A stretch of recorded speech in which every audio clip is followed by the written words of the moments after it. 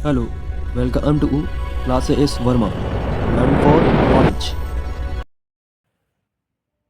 आज का हमारा टॉपिक है बच्चों गोलीय दर्पण स्फेरिकल मिरर।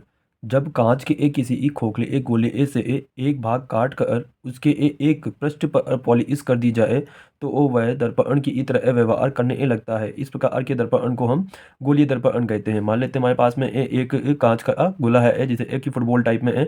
उसको हमने यहाँ से एक कट कर दिया है तो वो हमें ये वाला पार्ट मिल जाएगा जो डार्क डार्क दिख रहा है आपको।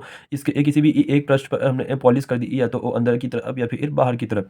तो जैसे कि यहाँ पे ये दिख रहा है ये इसका अवतल पृष्ठ कहलाता है। ये इस बाहर वाला इसका उभरा हुआ जो होता है उसे उत्तल पृष्ठ कहते हैं। अब इसमें हमने पॉलिश कर दी है बाहर की तरफ पॉलिश कर दी है तो ये अवतल दर्पण बन गया है। और अंदर की तरफ पॉलिश कर दी है तो ये उत्तल दर्पण बन गया है। तो यहाँ पे ये दोनों की डेफिनेशन लिखी गई है। अवतल दर्पण कौन के मिरर जिसे हम कहते हैं जब काटे गए गोली ए भाग के उत्तल पृष्ठ या उभरे ए भाग पर पॉलिश की जाती है। ये हमने कहा था इसका उभरा हुआ भाग उत्तल पृष्ठ होता है। तो इस पृष्ठ पर अगर हम पॉलिश कर देंगे तो ये अवतल दर्पण बन जाएगा। अवतल दर्पण कहलाता है। दूसरा हमारे पास में है उत्तल दर्पण जिसे हम कॉन्वेक्स मिरर कहते हैं।